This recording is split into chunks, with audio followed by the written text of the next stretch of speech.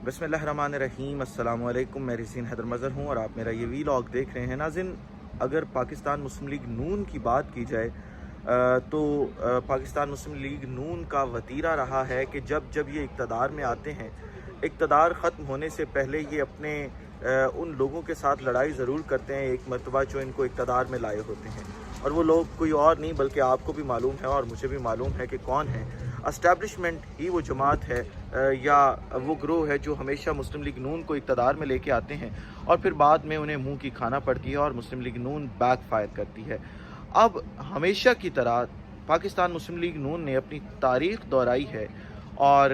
लड़ाई का फ़ैसला कर लिया गया है। आप ज़रा ये देखें कि पाकिस्तान मुस्लिम लीग नून एक बयानिया बनाने की कोशिश कर रही थी कि पाकिस्तान की मईशत की ज़िम्मेदार IMF है। IMF पाकिस्तान को कर्जा नहीं दे रही और IMF ये चाहता है कि पाकिस्तान दिवालिया हो जाए। लिहाजा जो इसहाक डार का बयानिया, जो शहबाज शरीफ का बयानिया, जो मरीम नवाज़ का बयानिया था, वो यही था कि पूरी की पूरी इस मौजूदा सूरत हाल की ज़िम्मेदार IMF है।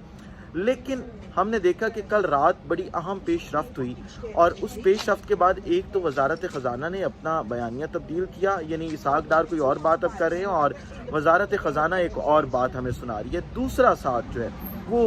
एक नाजी साहब हैं, आपको मालूम है नाजी साहब का, उन्होंने जो ख़बर दी है वो बड़ी ख़बर है और उस ख़बर के बाद पूरी सूरत हाल वाज़ेह हो गई है कि पाकिस्तान मुस्लिम लीग नून में और एस्टैब्लिशमेंट में दरार पैदा हो चुकी है और लड़ाइयों का सिलसिला अब शुरू हो चुका है। ये तमाम तफसीलात आपके सामने रखूँगा और फिर आपको ये भी बताऊँगा कि इमरान खान साहब ने जो मौके का फ़ायदा उठाते हुए मौके पर चौका मारा है वो क्या है और किस तरह से कप्तान ने वापस एंट्री दी है। लेकिन इन तमाम तफसीलात से पहले दरख्वास्त के चैनल को सब्सक्राइब करना मत भूलिएगा, बेल आइकन को भी दबा दीजिएगा ताकि मेरी आने वाली तमाम तर वीडियोज़ आप तक पहुँचती रहें और आपका और मेरा जो ये तस्वीर और आवाज़ की दुनिया का साथ है ये बरकरार रह सके। नाज़रीन, इसहाक डार साहब ने परसों ये बयान दिया था कि पाकिस्तान को IMF कर्जा नहीं दे रहा और IMF के कर्जा ना देने की वजह से हम इस मौजूदा सूरत हाल में हैं। IMF किसी भी चीज़ के ऊपर मानने को तैयार नहीं है। IMF की हमने तमाम शराइत मान ली हैं लेकिन IMF जो है वो हमारी बात सुनने को तैयार नहीं है।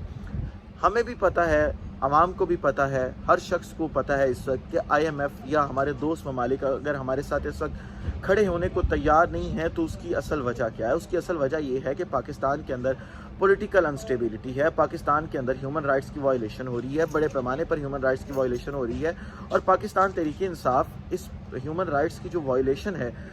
इसको आलमी सतह के ऊपर उठाने में कामयाब भी हो रही है। क्योंकि आप देख लें कि बरतानिया के अंदर, अमेरिका के अंदर जो है वो आए रोज़ एहतजाज हो रहे हैं, बाकायदा कैंपेन चलाई जा रही है और बताया जा रहा है कि पाकिस्तान के अंदर जो है वो ह्यूमन राइट्स वायलेशन हो रही है, इमरान खान के ख़िलाफ़ ह्यूमन राइट्स वायलेशन हो रही हैं, पाकिस्तान तहरीक इंसाफ के वर्कर्स के ख़िलाफ़ जो है वो ह्यूमन राइट्स वायलेशन हो रही हैं, जिसकी वजह से आलमी दुनिया को इस चीज़ का पता है और इमरान खान साहब ये बावर करवाने में कामयाब हो चुके हैं कि पाकिस्तान के अंदर जो इस वक्त हुकूमत है वो एक फस्तायत से भरपूर हुकूमत है और वो किसी भी तरह से जो है वो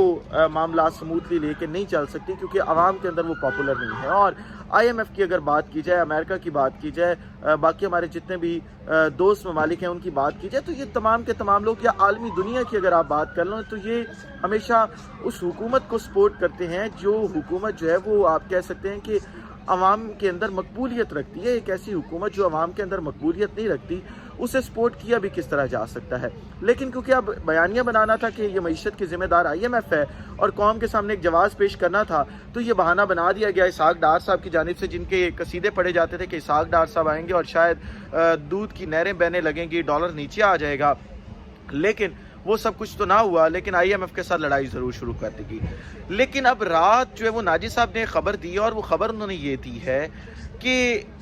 रियासत ये समझती है और ये चाहती है, अब रियासत आपको पता है कि इस मुल्क के अंदर कौन है, कि हमारे मामलात IMF के साथ ठीक हो जाएं, हम IMF का जो बेल पैकेज है उसे एग्जीक्यूट करें। बेशक इसहाक डार साहब ये बयान दे चुके हैं कि हमारे पास IMF के अलावा भी ऑप्शंस मौजूद हैं, लेकिन वो बताने में इस वक्त तक कासिर हैं कि वो ऑप्शंस हैं कौन से। लेकिन रियासत बतौर रियासत ये समझती है कि हमें IMF के साथ हालात ख़राब नहीं करने चाहिए और हमें जो है वो मामला स्मूथली लेके आगे चलने चाहिए और IMF के साथ अपनी डील जो है वो कंफर्म करनी चाहिए। लिहाजा जो है वो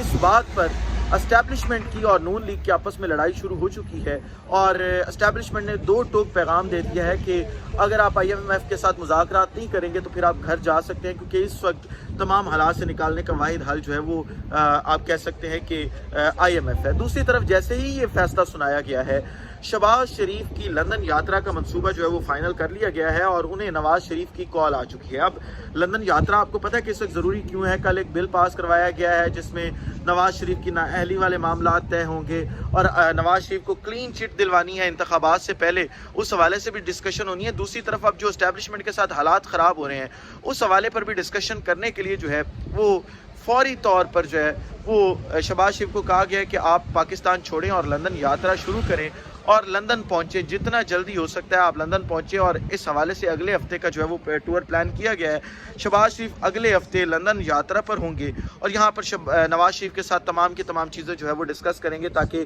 معاملات آگے بڑھ سکیں اور اب دیکھ سکیں کہ اب نواز شریف کو کلین چٹ کس طرح سے دینی ہے، اور ساتھ ہی ساتھ جو ہے وہ لندن یاترا کو آگے لے کے کس طرح سے چلنا ہے، اور پھر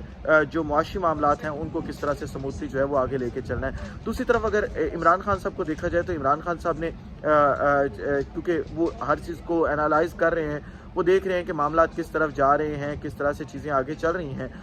تو عمران خان صاحب نے یہ فیصلہ کیا ہے کہ اب حکومت کو ٹف ٹائم دیا جائے گا، حکومت کو بالکل بھی جو ہے وہ چھوٹ نہیں دی جائے گی، کوئی بھی ان کے لیے سافٹ کارنر نہیں رکھا جائے گا، اور انہوں نے پیغام بھی بھجوا دیا ہے کہ ہم نے آپ کو بارہا یہ کہا تھا کہ معاشی حالات ان سے نہیں سنبھلیں گے، ہم نے بارہا لوگ آپ کے پاس بھیجے تھے اور معیشت کے ایکسپرٹیز آپ کے پاس بھیجے تھے، لیکن آپ ہماری بات سننے کو تیار نہیں تھے، آپ باضد تھے کہ ہم نے ریجیم چینج آپریشن کرنا ہے، ہم نے نئی حکومت کو لے کر آنا ہے، لہٰذا یہ تمام چیزیں تو جو آپ فیس کر رہے ہیں اب یہ ہونی ہی ہونی تھی، لیکن ابھی بھی وقت ہے کہ اگر آپ حالات ٹھیک کرنا چاہتے ہیں تو ان کے پیچھے سے ہٹ جائیں، عوام کو فیصلہ کر لینے دیں کہ عوام کے آنے والے مستقبل کا فیصلہ کس نے کرنا ہے، عوام کے آنے والے حکومت کا فیصلہ کس نے کرنا ہے، اور عوام کو کس سے یہ امیدیں وابستہ ہیں کہ وہ حکومت آئے گی تو معاشی حالات جو ہے وہ بہتر ہو جائیں گے، لیکن دیکھنا یہ ہوگا کہ اب حالات آگے جاتے کس طرح ہیں۔ یہ پوری کی پوری گیم جو ہے وہ اس وقت لندن یاترا کے اوپر ڈیپینڈ کر رہی ہے، کیونکہ لندن یاترا کے اندر آپ کو پتہ ہے نواز شریف بھی لڑائی لڑتے ہیں اور وہ لڑائی تھوڑی اور طرح کی لڑتے ہیں۔ اگر لندن یاترا کے اندر اس چیز کے اوپر جو ہے وہ